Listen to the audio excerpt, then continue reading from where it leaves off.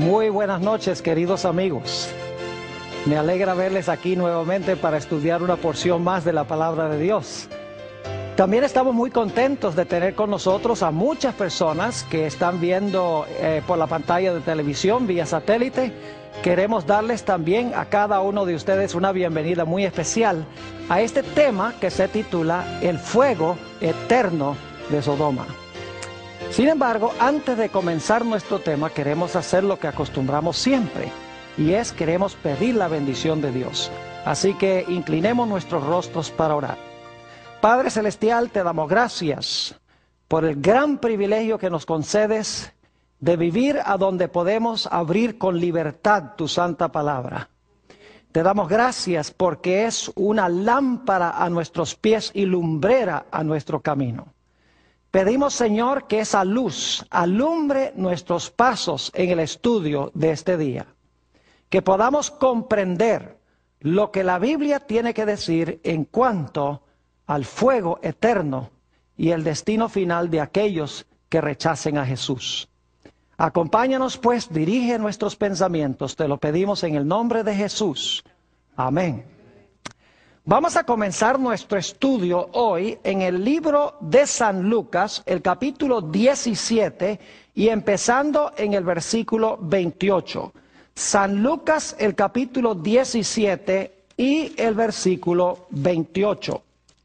Aquí se está haciendo una comparación entre lo que sucedió en el Antiguo Testamento con las ciudades de Sodoma y Gomorra y lo que va a suceder cuando nuestro Señor Jesucristo venga en poder y gloria. Dice allí, asimismo, como sucedió en los días de Lot, comían, bebían, compraban, vendían, plantaban, edificaban. Mas el día en que Lot salió de Sodoma, llovió del cielo fuego y azufre y los destruyó a todos. Así será el día en que el Hijo del Hombre se manifieste. Voy a parar ahí en ese versículo, porque ya hemos visto en estos versículos que acabo de leer, que hay una comparación entre la destrucción de las ciudades de Sodoma y Gomorra y la destrucción final del mundo cuando Jesucristo venga en poder y gloria. Es decir, que lo que pasó en Génesis llega a prefigurar o llega a ilustrar lo que va a suceder en relación con la segunda venida de Jesús. Así que lo primero que queremos hacer es regresar al Antiguo Testamento, regresar al libro de Génesis para estudiar lo que pasó allá. Y una vez que entendamos lo que pasó allá, vamos a tener la base para comprender lo que va a suceder en el futuro. Así que regresemos a Génesis, el capítulo 13 y el versículo 10. Génesis, el capítulo 13 y el versículo 10. Allí se nos describe cómo eran las ciudades de la llanura, las más famosas son Sodoma y Gomorra, antes de que fueran destruidas. Génesis 13 y el versículo 10. Dice, y alzó Lot sus ojos y vio toda la llanura del Jordán, que toda ella era de riego, como el huerto de Jehová, es decir, como el huerto del Edén, como la tierra de Egipto en la dirección de Zoar, antes que destruyese Jehová a Sodoma y a Gomorra. Es decir, esa llanura era tierra de riego, era una región agrícola, abundante. Dice que era tan hermoso como el huerto de Jehová o el huerto del Edén. Pero nos dice la Biblia que la gente no reconoció a Dios como la fuente de sus bendiciones. Nos dice la Biblia que esa civilización era malévola. Note lo que dice Génesis, el capítulo 13 y el versículo 13. Génesis 13 y el versículo 13 nos habla de la condición moral de las ciudades que tenían tantas bendiciones de Dios. Dice allí, mas los hombres de Sodoma eran malos y pecadores contra Jehová en gran manera. no solamente dice que eran malos, sino que eran pecadores contra Jehová en gran manera. Y esa maldad se manifestó en tres pecados cardinales o en tres pecados principales. El primer pecado era la perversidad sexual. Hoy en día nosotros tenemos una palabra que usamos para hablar de la perversidad sexual. Le decimos sodomía, que viene de Sodoma. Es decir, sexualmente en las ciudades eran perversas. Les puedo dar un ejemplo. Cuando los ángeles visitaron la casa de Lot, los hombres de Sodoma se reunieron alrededor de su casa y le dijeron a Lot: sácanos a esos dos hombres porque queremos conocerlos. Eso dice en Génesis 19:5. Y créanme, no los querían conocer casualmente, como ustedes me conocen a mí. Porque la palabra conocer aquí significa tener relaciones sexuales, como cuando Adán conoció a su mujer Eva y concibió un hijo. Es decir, los hombres de Sodoma querían tener relaciones homosexuales con los ángeles. Así de perversos eran. Un segundo pecado cardinal de las ciudades era la violencia. No se les hacía nada matar libremente. En ese mismo episodio, cuando Lot estaba con los ángeles dentro de su casa, dice en Génesis 19 y el versículo 9 que los varones de Sodoma hicieron violencia contra la casa de Lot. Es decir, querían matar a Lot y querían matar a los dos huéspedes que Lot tenía en su casa. Si no hubiera sido por una ceguera que Dios hizo caer sobre ellos, hubieran matado o por lo menos intentado matar a los ángeles y a Lot. Así que la violencia era uno de los graves pecados de estas ciudades. Un tercer pecado cardinal de estas ciudades era el materialismo craso. Noten lo que dice en el libro de Ezequiel, el capítulo 16 y los versículos 48 y 49. Ezequiel, el capítulo 16 y los versículos 48 y 49. Describe este pecado terrible del materialismo. Dice aquí lo siguiente: vivo yo, dice Jehová el Señor, que Sodoma tu hermana y sus hijas no han hecho como hiciste tú y tus hijas. He aquí que esta fue la maldad de Sodoma tu hermana: soberbia, saciedad de pan, es decir, abundancia de pan y abundancia de ociosidad tuvieron ella y sus hijas, y no fortaleció la mano del afligido y del menesteroso. Es decir, tenían abundancia de pan, abundancia de ociosidad, pero usaban sus bienes no para ayudar, como dice aquí, al afligido y al menesteroso. Eran egoístas con sus posesiones. Querían vivir cómodos, querían vivir ociosos, abundancia de pan, sin reconocer la necesidad de sus prójimos y sin reconocer a su Creador. Tres pecados cardinales: aberraciones sexuales, violencia, materialismo craso. Es más, en Judas 10 al 13, que es un librito antes de Apocalipsis, no lo vamos a leer, compara los pecados de Sodoma y de Gomorra con tres personajes malévolos del Antiguo Testamento. Los compara con Caín, los compara con Balaam y los compara con Coré. Tres individuos inicuos del Antiguo Testamento. No tenemos tiempo de estudiar las historias, pero nos dice que los habitantes de Sodoma eran más o menos como estos personajes. Ahora, Dios nunca destruye a una civilización sin antes darles una advertencia. A pesar de que estas ciudades eran supremamente pecaminosas y Dios había determinado que Él iba a destruirlas, Dios no las iba a destruir sin enviar un mensaje de amonestación primero. Vayan conmigo a Génesis 18 y los versículos 1 al 3. Génesis 18 y los versículos 1 al 3. Dice aquí: después le apareció, es decir, a Abraham, Jehová en el encinar de Mamre, estando él sentado a la puerta de su tienda en el calor del día. Y alzó sus ojos y miró, y he aquí 3 varones que estaban junto a él. ¿Cuántos varones vinieron?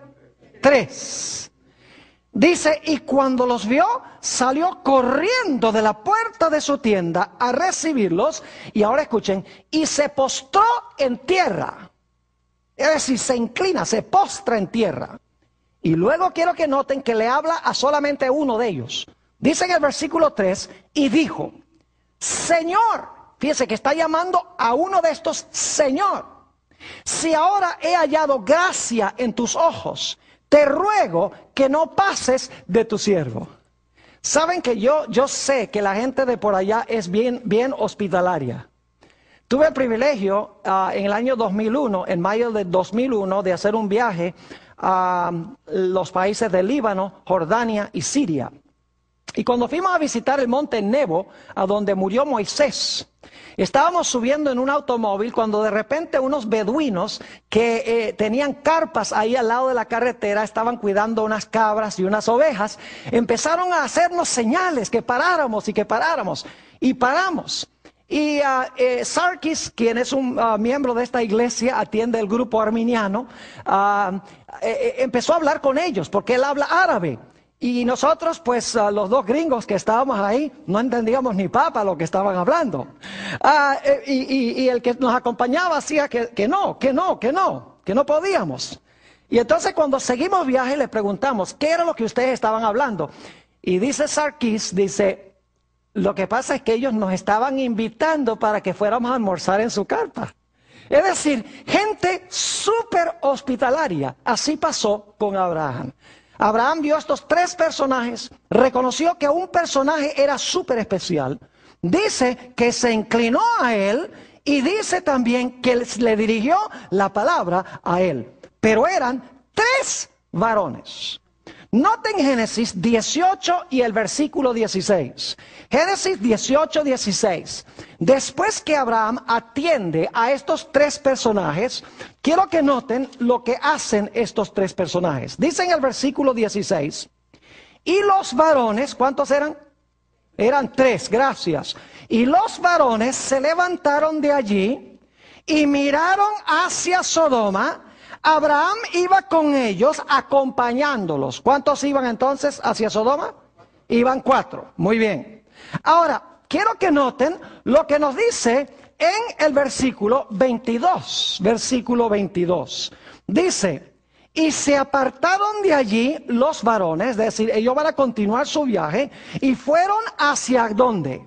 Ahora escuchen, fueron hacia Sodoma, y ahora bien, Abraham estaba aún delante de ¿quién? De Jehová. Ahora, hay un punto que quiero que noten que es de crucial importancia. Muy importante. ¿Cuántos fueron los que visitaron a Abraham? 3. ¿Cuántos caminaron cierta distancia con Abraham? 3. Pero ¿cuántos de los 3 llegaron a Sodoma? 2. Noten Génesis 19 y el versículo 1. Dice, llegaron pues los 2 ángeles. Ahora sabemos que los personajes eran ángeles. No solo varones, sino ángeles.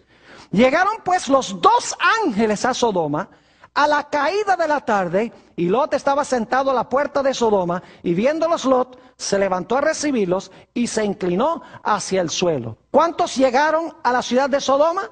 Llegaron solamente 2. ¿Cuántos llegaron a Abraham? A Abraham llegaron 3. Inmediatamente uno se pregunta, ¿qué sucedió con el otro? Ahora, antes de contestar qué sucedió con el otro, ¿pueden ustedes pensar de alguna parte de la Biblia a donde se mencionan 3 ángeles?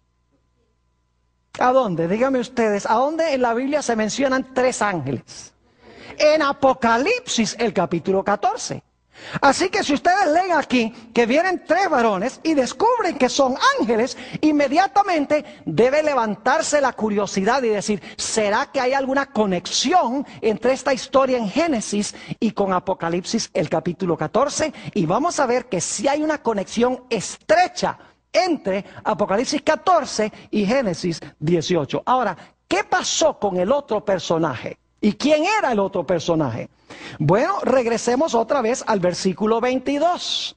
Dice, y se apartaron de allí los varones. ¿Cuántos varones fueron a Sodoma finalmente?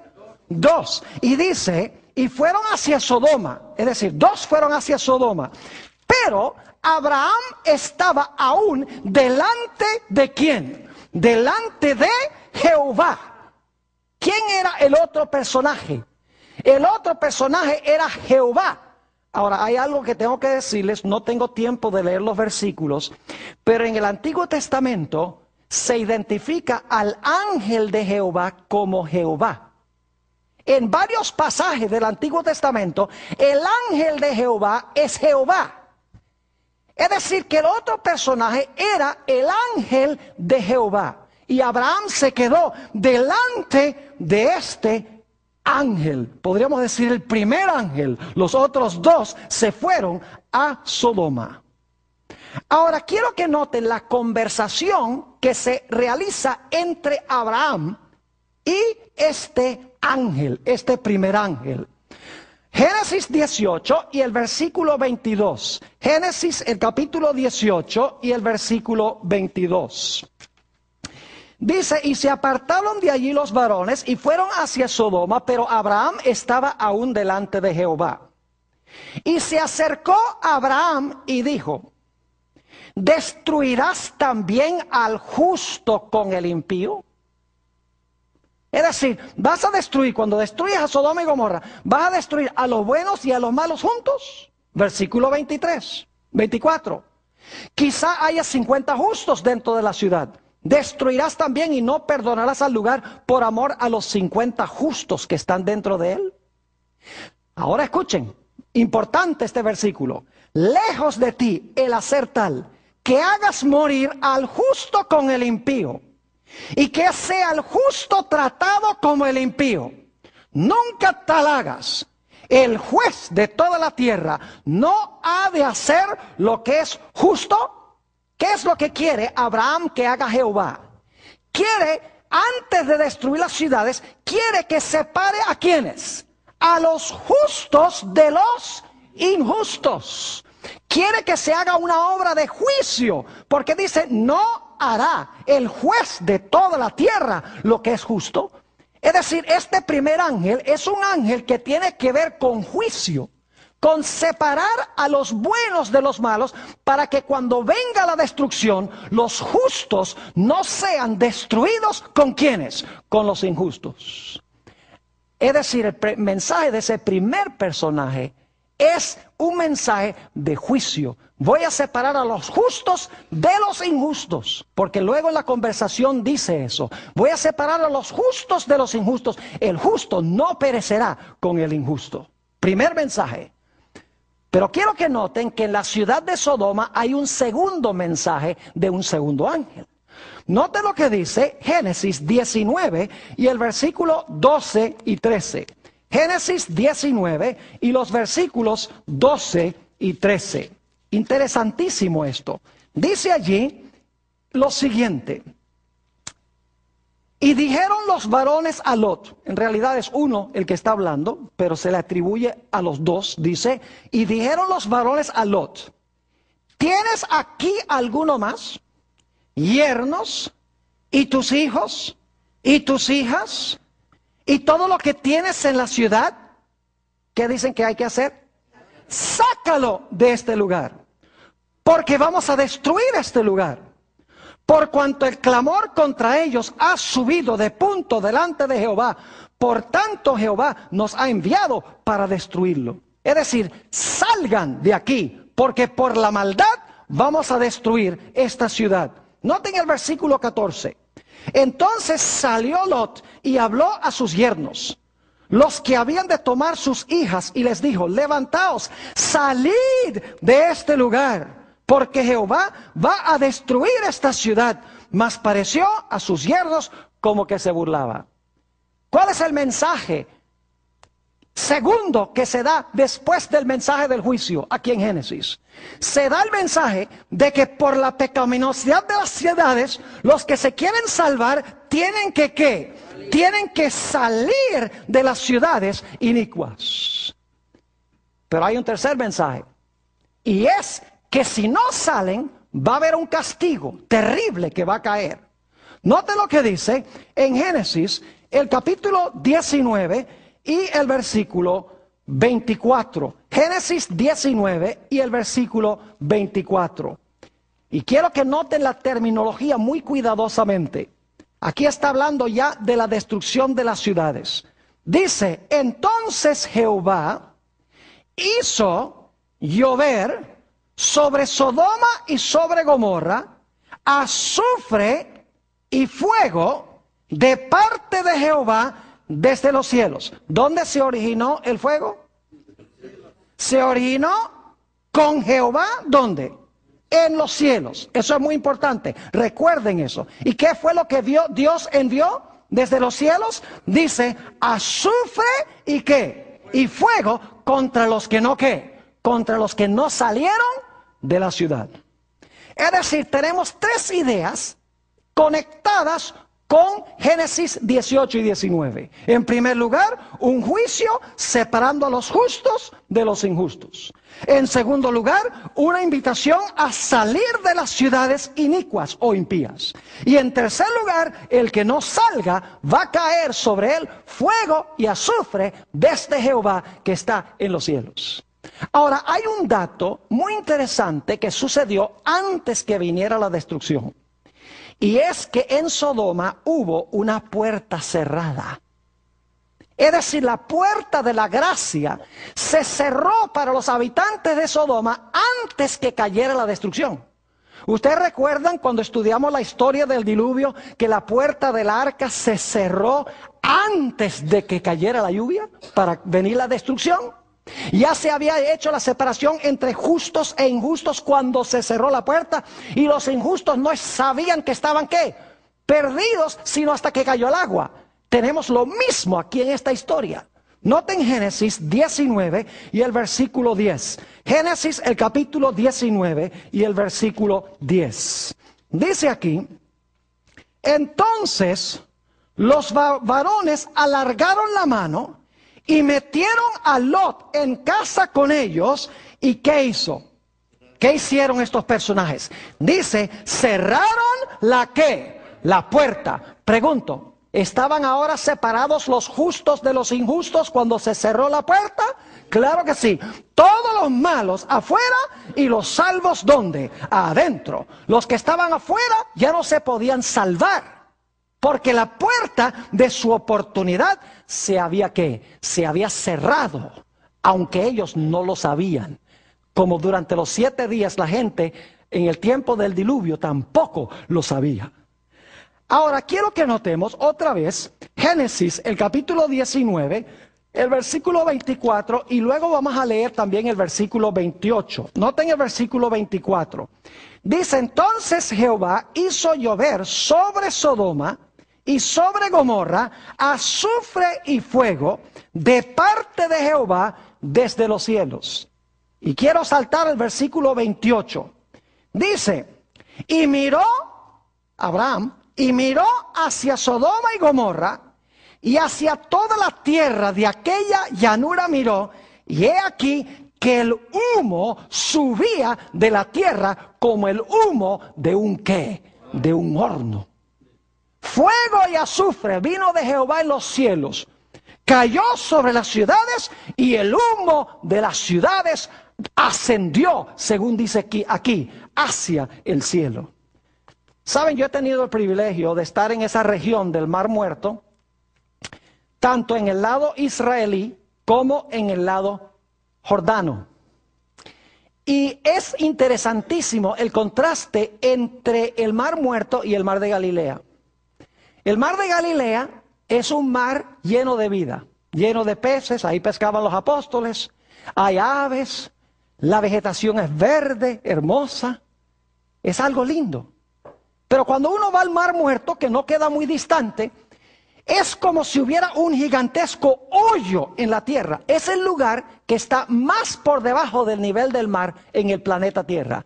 Está a 1526 pies por debajo del nivel del mar. Como si se hubiera abierto un hoyo allí, un hueco en la tierra. Y lo interesante es que allí no hay nada vivo. No hay árboles, no hay plantas. Las aguas son súper saladas, están llenas de minerales. Uno puede bañarse ahí en el Mar Muerto y es tan salado el mar que es difícil para uno ahogarse. Yo no sé si una persona se puede ahogar ahí porque uno flota. Y no hay nada vivo dentro del mar. No hay peces, no hay ni siquiera microorganismos. Es muerto. Y recuerden que leímos que esa región era como el huerto del Edén antes que Dios la destruyera. Fue terrible lo que hizo el fuego y el azufre que descendió del cielo, que consumió esas ciudades inicuas. Y el humo dice que subió como el humo de un horno. Ahora quiero que vayamos a Judas, el versículo 7. Ese es ese librito inmediatamente antes del libro de Apocalipsis, Judas 7. Y quiero que notemos allí algo muy interesante en cuanto a la destrucción de estas ciudades. Judas 7. Y no decimos capítulo porque solamente tiene un capítulo. Así que decimos nada más el versículo. Note lo que dice el versículo 7. Como Sodoma y Gomorra y las ciudades vecinas, las cuales de la misma manera que aquellos, habiendo fornicado, he ido en pos de vicios contra naturaleza, fíjese, hablando de las aberraciones sexuales, fueron puestas, por ejemplo, sufriendo el castigo ¿de qué? El castigo del fuego eterno. ¿Qué sufrieron Sodoma y Gomorra? Sufrieron el castigo del fuego ¿qué? Eterno. ¿Qué clase de fuego destruyó Sodoma y Gomorra? Aquí dice que fueron destruidos con fuego eterno. No lo digo yo. Lo dice la Biblia. Pero ahora tenemos un problema. Vayan conmigo a 2 de Pedro, el capítulo 2 y el versículo 6. 2 de Pedro, el capítulo 2 y el versículo 6.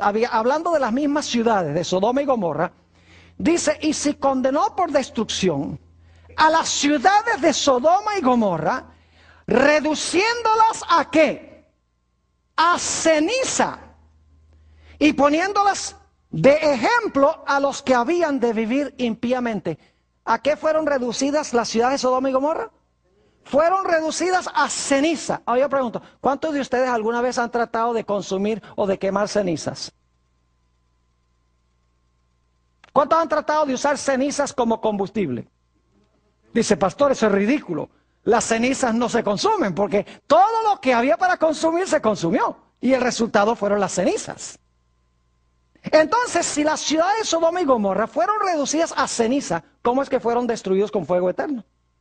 ¿Entienden el problema? Si fueron reducidas a ceniza, no se están quemando hoy. Sin embargo, dice la Biblia que fueron destruidas las ciudades ¿con qué? Con fuego eterno. ¿Cómo entendemos este asunto? La Biblia tiene la explicación. Vayan conmigo a Deuteronomio, el capítulo 4 y los versículos 23 y 24. Deuteronomio 4 y los versículos 23 y 24. Escuchen con cuidado este asunto. Aquí Dios le advierte al pueblo de Israel: guardaos, no os olvidéis del pacto de Jehová vuestro Dios, que Él estableció con vosotros, y no os hagáis escultura o imagen de ninguna cosa que Jehová tu Dios te ha prohibido. Es decir, no practiques la idolatría. ¿Por qué razón? Versículo 24. Porque Jehová tu Dios es fuego consumidor, Dios celoso. ¿Qué es Jehová? Dice aquí que Dios, Jehová, es fuego consumidor. Jehová es fuego, según dice este texto. Ahora, note lo que dice también Hebreos 12, 28 y 29. Hebreos, el capítulo 12 y los versículos 28 y 29. Tiene más o menos el mismo pensamiento, pero en unas palabras un poquito diferentes. Dice allí en el versículo 28, así que, recibiendo nosotros un reino inconmovible, tengamos gratitud, y mediante ellas sirvamos a Dios, agradándole con temor y reverencia. Es decir, debemos servir a Dios y debemos agradarle con temor y reverencia. Ahora escuchen bien. Porque nuestro Dios es ¿qué? Nuestro Dios es fuego consumidor. Yo les pregunto, ¿por cuánto tiempo ha sido Dios un fuego consumidor? ¿Por cuánto tiempo ha sido Dios fuego consumidor? Eternamente. Entonces, ¿el fuego es qué? El fuego es eterno. Ahora vamos a Éxodo para que entiendan un poquito mejor todavía. Éxodo 24, 15 al 17. Porque ustedes están pensando, pastor, pero entonces Dios es un montón de llamas de fuego. No, Dios no es un montón de llamas de fuego. Pero Dios es fuego consumidor. Se usa el fuego como un símbolo de Dios para algo. Éxodo 24 y noten el versículo 15. Éxodo 24 y el versículo 15. Y vamos a leer hasta el versículo 17. Dice aquí: entonces Moisés subió al monte y una nube cubrió el monte. Gracias a Dios que una nube cubrió el monte, porque si no el pueblo hubiera muerto todo. Ahora escuchen bien. Y la gloria de Jehová reposó sobre el monte Sinaí. ¿Qué reposó sobre el monte Sinaí? La gloria de Jehová, muy bien. Y la nube lo cubrió por 6 días. Y al 7º día llamó a Moisés de en medio de la nube. Y ahora viene el versículo clave. Y la apariencia de la gloria de Jehová era como un fuego abrasador en la cumbre del monte a los ojos de los hijos de Israel. ¿Qué es lo que parecía fuego? Según el versículo, díganme ustedes, ¿qué era lo que parecía fuego? Dice que la gloria de Jehová parecía un ¿qué? Un fuego abrasador. Es decir, el fuego es la gloria de Dios. Yo pregunto, ¿por cuánto tiempo ha tenido Dios su gloria? Solamente por 6,000 años. ¿Ha tenido para siempre su gloria? Claro que sí. Si la gloria de Dios es como un fuego consumidor, ¿por cuánto tiempo ha sido Dios o la gloria de Dios un fuego consumidor? Eternamente. Es decir, el fuego consumidor es eterno porque el fuego consumidor es ¿quién? Es Dios. ¿Dónde se originó el fuego que quemó a Sodoma y Gomorra? Dice que vino ¿de dónde? De Jehová en los cielos y consumió las ciudades. Es decir, Dios por un momento quitó el velo que cubría su ¿qué? Su gloria. Y reveló su gloria como cuando venga Jesús. Y el resultado fue que las ciudades fueron ¿qué? Incineradas por la gloria de Dios, que es fuego consumidor. Ahora podemos entender un poquito más lo que sucedió con Sodoma y Gomorra. El fuego que consumió a Sodoma y Gomorra es eterno porque Dios es el fuego. Pero lo que consumió no es eterno, porque se apagó. Es decir, después que las ciudades de Sodoma y Gomorra se apagaron, el fuego continuó ardiendo porque el fuego es Dios. ¿Me están entendiendo lo que estoy diciendo? Es decir, porque Dios es el fuego consumidor, el fuego no se apaga nunca. Pero lo que sí se apagó fue lo que el fuego consumió, lo que el fuego quemó. No dice que las ciudades iban a arder eternamente, dice que el fuego es eterno, no lo que el fuego quema. Ahora vamos al libro de Malaquías, el capítulo 4 y el versículo 1, y vamos a leer también el versículo 3. Malaquías, el capítulo 4 y el versículo 1, y luego vamos a leer también el versículo 3. Este es el último libro del Antiguo Testamento antes del Evangelio según San Mateo. Dice en el versículo 1, hablando de la venida de Jesús: porque he aquí, viene el día ardiente como un horno. ¿Va a venir un día de fuego, sí o no? Sí, sí, cómo no. Y todos los soberbios y todos los que hacen maldad serán ¿qué? Estopa. Aquel día que vendrá los abrazará. Brasas, tiene que ver con fuego, ¿verdad? Los abrazará, ha dicho Jehová de los ejércitos, y no les dejará ni raíz ni rama. ¿Qué es lo que va a hacer el fuego?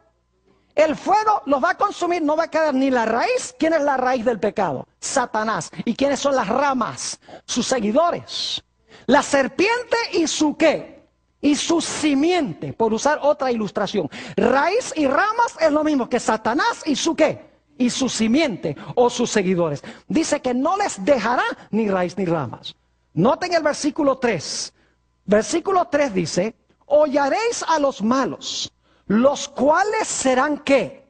Ceniza bajo las plantas de vuestros pies, en el día en que yo actúe, ha dicho Jehová de los ejércitos. ¿A qué serán reducidos los impíos? Los impíos serán reducidos ¿a qué? A cenizas. Si son reducidos a cenizas, ¿todavía van a estar quemándose? Claro que no. Yo pregunto, ¿el fuego que los consumió es eterno? Claro que sí, pero no lo que el fuego consumió, porque lo que el fuego consumió se apaga y se vuelve ¿qué? Cenizas. ¿Saben que la Biblia también dice que Satanás va a ser reducido a cenizas? Nota lo que dice el libro de Ezequiel, el capítulo 28 y los versículos 18 y 19. Ezequiel 28, 18 y 19. Hablando de este glorioso querubín cubridor que el Señor Jesucristo creó, que escogió pecar por su libre albedrío. Dice en el versículo 18, con la multitud de tus maldades y con la iniquidad de tus contrataciones profanaste tu santuario.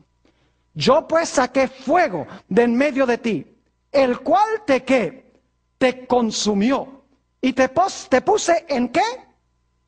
Te puse en ceniza sobre la tierra a los ojos de todos los que te miran. Todos los que te conocieron de entre los pueblos se maravillarán sobre ti. Espanto serás y para siempre dejarás de ser. ¿Qué va a pasar con Satanás? ¿Será reducido a qué? A cenizas y para siempre dejará de qué? Dejará de ser.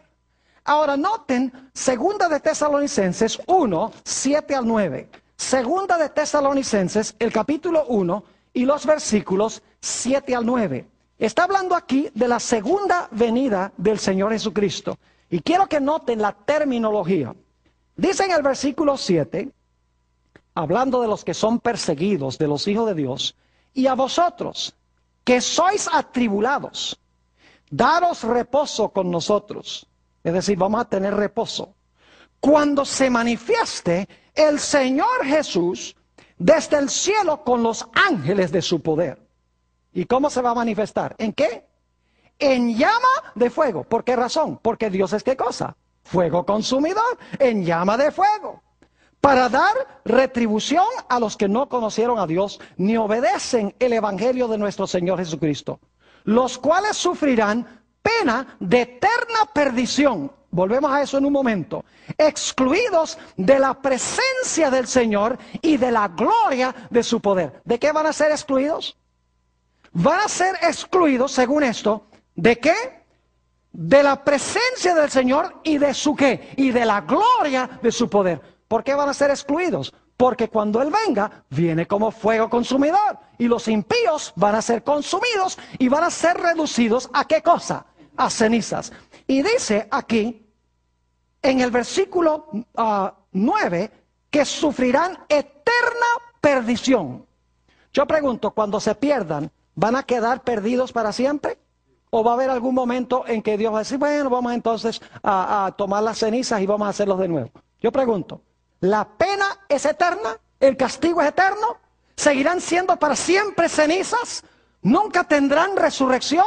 Claro que sí. La pena o el castigo es ¿qué? Es eterno. No en el proceso del castigo, sino el resultado del castigo es eterno. El fuego los consume y quedan castigados para siempre, porque son reducidos ¿a qué? Reducidos a ceniza. Es interesante notar que en 1 de Timoteo 6:16 se nos dice que Dios habita en luz inaccesible y que ninguno de los hombres ha visto ni puede ver en su condición pecaminosa. Ahora podemos entender un poco más esos versículos que para muchas personas son confusos, donde dice, por ejemplo, en San Mateo el capítulo 25, el 41, dice que los impíos serán castigados con un castigo eterno. No hay problema, porque son consumidos, se vuelven cenizas Y el castigo dura para siempre, porque nunca van a resucitar.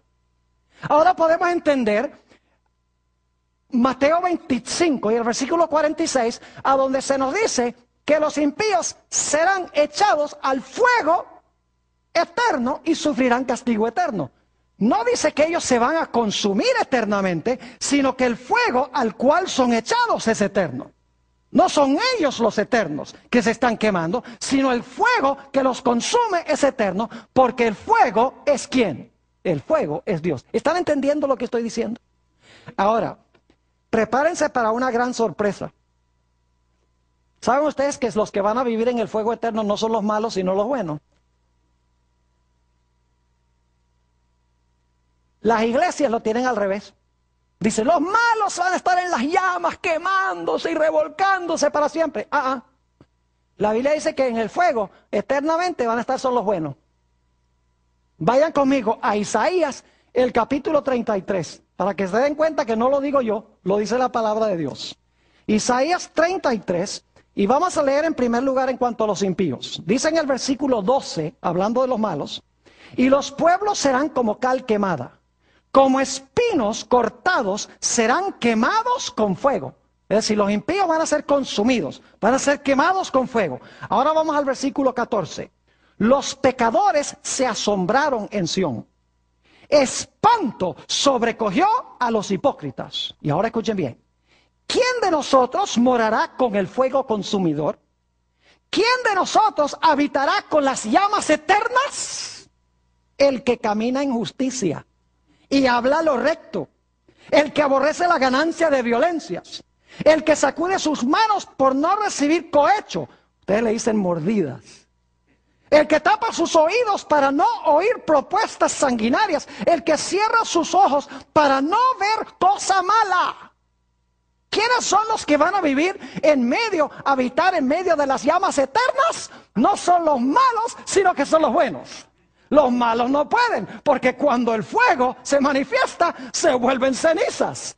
Pero el fuego sigue ardiendo, porque el fuego es la gloria de Dios. Solo los justos podrán habitar en la presencia de Dios, con las llamas eternas, sin ser destruidos. ¡Qué glorioso! Las iglesias lo tienen al revés.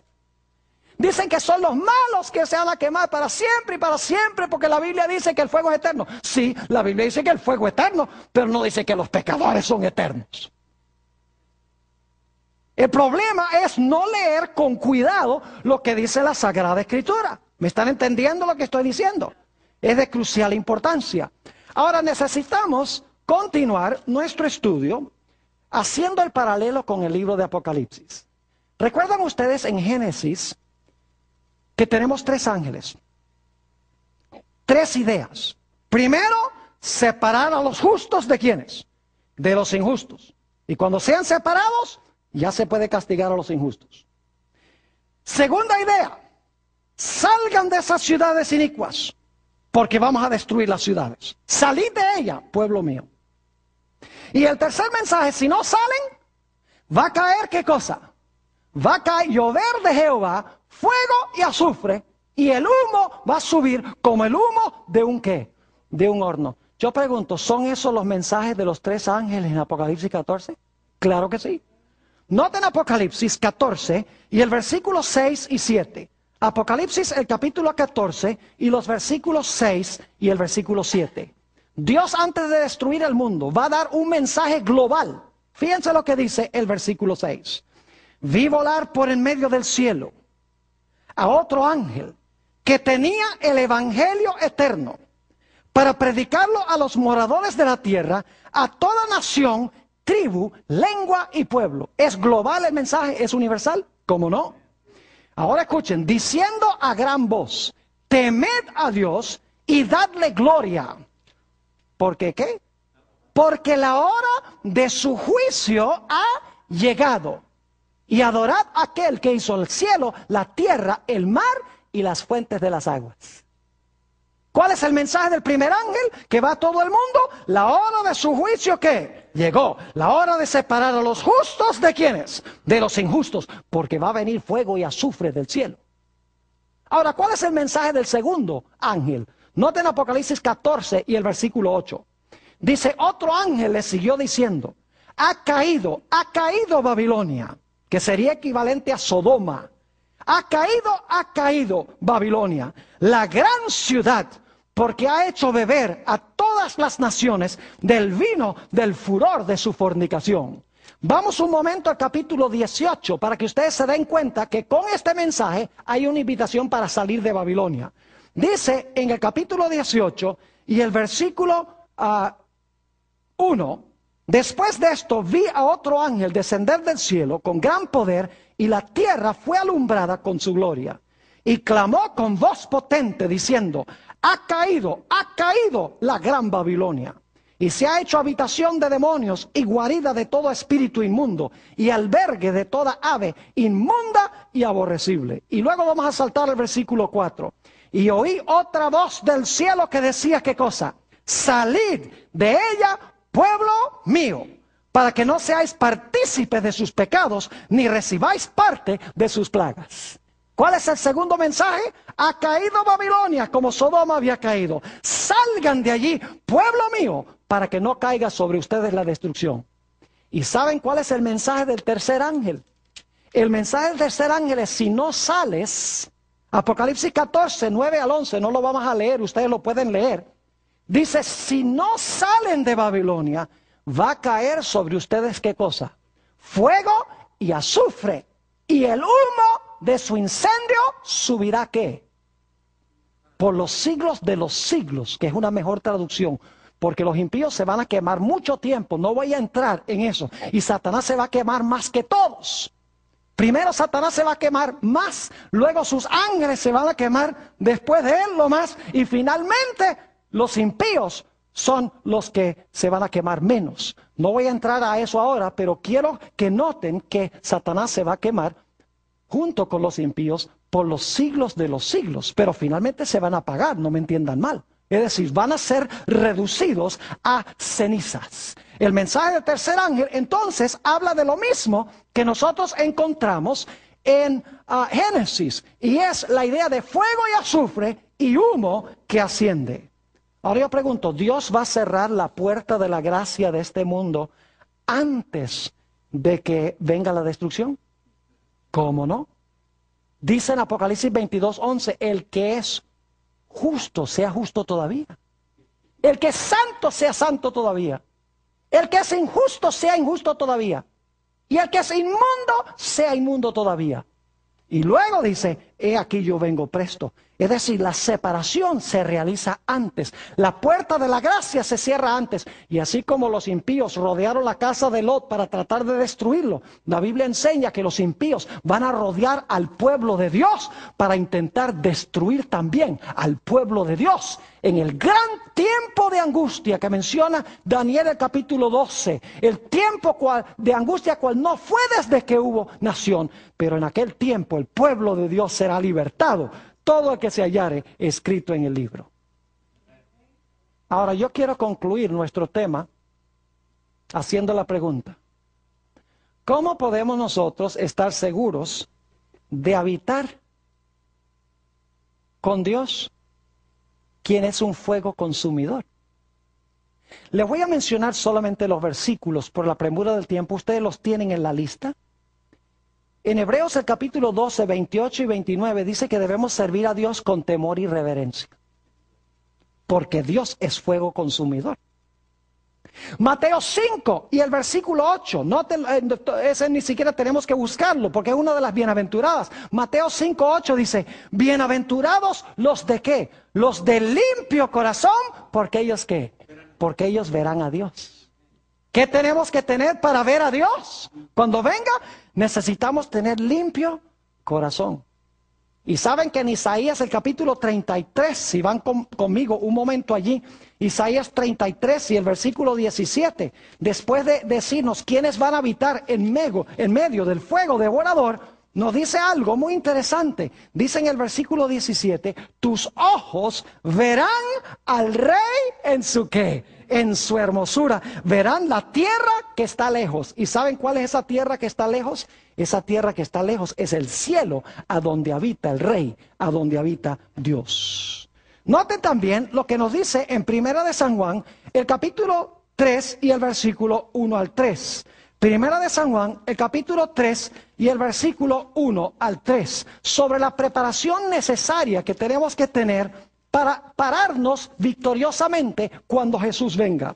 Dice allí en el versículo 1, mirad cuál amor nos ha dado el Padre, para que seamos llamados hijos de Dios. Por esto el mundo no nos conoce, porque no le conoció a Él. Amados, ahora somos hijos de Dios, y aún no se ha manifestado lo que hemos de ser. Pero sabemos que cuando Él se manifieste, seremos semejantes a Él, porque le veremos tal como Él es. Fíjense otra vez la idea de ver. Bienaventurados los de limpio corazón, porque ellos verán a Dios. Dice en Isaías 33, los que habitan en el fuego, dice, verán al Rey en su hermosura. Aquí dice, pero sabemos que cuando Él se manifieste, seremos semejantes a Él, porque le veremos tal cual es. ¿Y qué debemos hacer? Versículo 3, dice, y todo aquel que tiene esta esperanza en Él, ¿qué debe hacer? Se purifica a sí mismo, así como también Él es, ¿qué? Puro. Es decir, para verlo necesitamos pasar por un proceso de ¿qué? De purificación.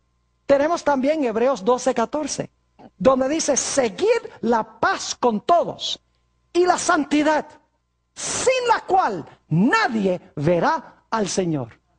Es decir, la idea de desarrollar un carácter santo semejante al de Jesús. En Apocalipsis 22, 2 y 3 dice que los que lleguen al cielo van a ver el rostro de Jehová. Dice, verán su rostro y su nombre estará en sus frentes. Podremos habitar en la presencia de un Dios santo sin ser consumidos.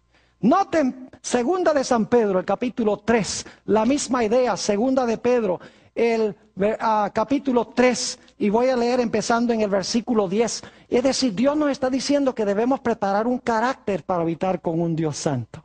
Y Él nos da poder para desarrollar ese carácter. Dice en el versículo 10, pero el día del Señor vendrá como ladrón en la noche, en el cual los cielos pasarán con grande estruendo, y los elementos ardiendo serán deshechos, y la tierra y las obras que en ellas hay serán quemadas.